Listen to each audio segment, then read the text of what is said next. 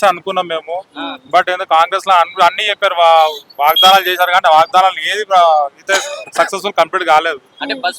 Bus ఒక్కటే పెట్టారు, అది లేడీస్ కూడా పెట్టాడు, మిగతా జెంట్స్ కి అయితే ఏం ఇది కాలేదు కదా.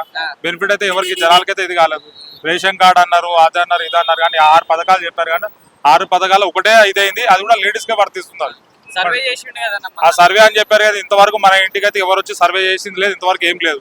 వచ్చిన వాళ్ళు కూడా ఏదో మాల్గా పైన వేరే చేసిన వాళ్ళు కూడా టోటల్ గా ఏం రాయించుకోవట్లేదు, మాల్ తూతూ మాత్రం రాసుకుని వెళ్ళిపోతారు తప్ప ఏం అసలు మా దగ్గర ఇంతవరకు అయితే రాలేదు. మా పక్క వాళ్ళకి వచ్చారు అడిగారంటే వాళ్ళే దారి రాసేసుకుని వెళ్ళిపోయి సంతకం పెట్టేసి వెళ్ళిపోతున్నారు. ఇప్పుడు వాళ్ళే చేశారా లేదా అని కూడా తెలియదు కదా మనకి, వాళ్ళు రాసుకుని వెళ్ళి వాళ్ళు సంతకం పెట్టుకుని వెళ్ళిపోతున్నారు.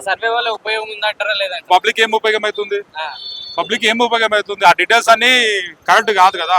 కొన్ని పబ్లిక్ అయినా ఉపయోగపడుతుంది అంటే చేయడానికి ఇది ఉంది, అది కూడా కరెక్ట్ చేయట్లేదు. సర్వే కూడా అంటారు కానీ సర్వే కరెక్ట్ చేయట్లేదు. ఎవరో వచ్చి తూతు మంత్రం రాస్తున్నారు, కొన్ని దగ్గర వాళ్ళు రాయట్లేదు, వాళ్ళే ఫిల్అప్ చేసి సంతగా పెట్టేస్తున్నారు. వాళ్ళే పబ్లిక్ వాళ్ళే చేశారా లేదని కూడా గ్యారంటీ లేదు కదా. హైడ్రా గురించి ఏమంటారు? హైడ్రా ఇప్పుడు ఒకటి నా ఉద్దేశం ఏంటంటే, హైడ్రా అనేది పర్మిషన్ ఇచ్చేశారు, వాడు బ్యాంక్ లోన్ తీసుకున్నాడు. మనం middle class family bank loan తీసుకుని కట్టుకున్నాము, వాడు పర్మిషన్ లేకుండా వాడు పవర్ సప్లై ఎట్లా ఇచ్చాడు, వాటర్ సప్లై ఇచ్చాడు, బ్యాంక్ లోన్ వాడు సైన్ చేశాడు. కట్టే అయితే మనమే కట్టాలి కదా.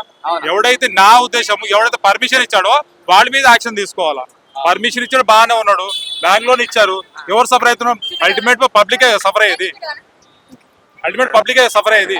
నా ఉద్దేశం డెవలప్మెంట్ పరంగా అయితే మనకు టీఆర్ఎస్ మంచిగా అనిపిస్తుంది. మేమైతే కాంగ్రెస్ చేసాం ఓటు, బట్ ఏంటంటే తప్పు చేసాం అనిపిస్తుంది ఇప్పుడు చేసే వాటి చూస్తే.